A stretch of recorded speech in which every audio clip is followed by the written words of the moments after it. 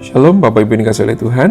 Hari ini kita memasuki hari yang ke-8 di dalam 30 hari renungan menyongsong New Normal. Seturut dengan pembacaan Gema hari ini, kita akan melihat Efesus pasal yang keempat ayat 17 sampai ke 32. Di dalam ayat yang ke-17, Rasul Paulus menuliskan, "Jangan hidup lagi sama seperti orang-orang yang tidak mengenal Allah." Kalimat yang pertama, yaitu tidak mengenal Allah, dibandingkan dengan kata mengenal Kristus. Rasul Paulus ingin mengajak para pembaca surat Efesus, supaya mereka meninggalkan cara-cara hidup orang yang tidak mengenal Allah. Perlu kita ketahui bersama, para pembaca daripada Efesus ini atau surat Efesus ini adalah orang-orang yang dahulunya bukan orang-orang Kristen, yaitu dahulunya orang-orang yang tidak mengenal Allah. Atau lebih tepatnya adalah mereka yang dulunya menyembah kepada Allah lain. Kepada orang-orang yang seperti inilah Rasul Paulus ingin mengatakan, tinggalkan cara hidupmu yang lama, yaitu cara hidup orang yang tidak mengenal Allah. Namun sebaliknya, hiduplah sebagaimana orang-orang yang mengenal Kristus. Di dalam ayat yang ke-22, Rasul Paulus mengajak para pembacanya untuk menanggalkan manusia lama, yaitu manusia yang belum mengenal Allah, dan sebaliknya diperbarui dan mengenakan manusia baru, yaitu manusia yang mengenal Kristus. Apa itu manusia lama dan apa itu manusia baru?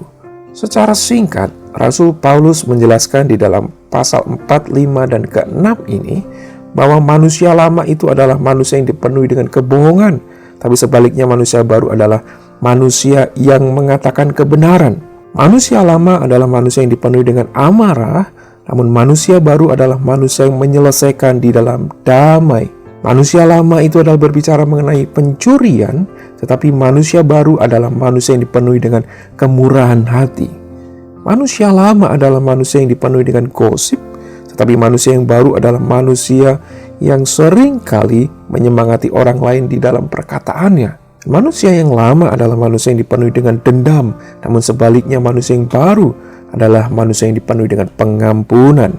Manusia yang lama berbicara mengenai perzinahan dan memuaskan hawa nafsunya, tetapi manusia yang baru berbicara mengenai pengendalian diri.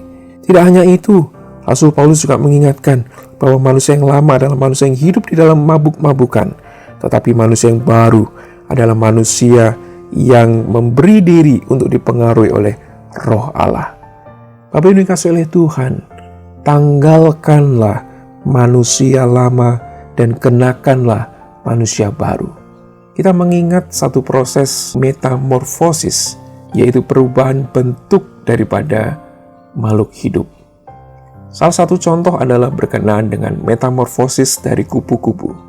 Kalau kita tahu, kupu-kupu kemudian bertelur, dan kemudian dari telur itu akan berubah menjadi ulat, dan kemudian ulat ini akan berubah menjadi kepompong, dan kepompong ini akan menjadi kupu-kupu yang indah. Ini adalah contoh metamorfosis yang sempurna.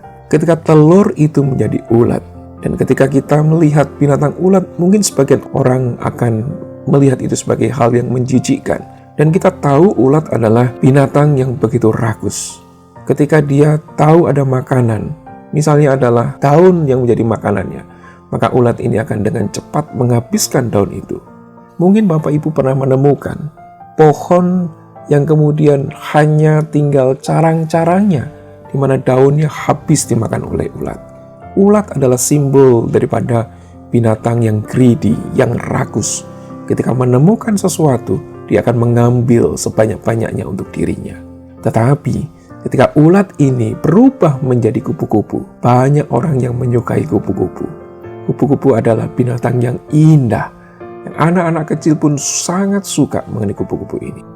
Bapak Ibu dikasihi oleh Tuhan, di dalam menyongsong new normal ini, mari kita menanggalkan manusia lama kita dan kita mengenakan manusia baru kita. Tanggalkan sifat keulatan dan kenakanlah keindahan kupu-kupumu. Tinggalkanlah manusia lamamu dan kenakanlah manusia barumu. Amin. Tuhan Yesus memberkati.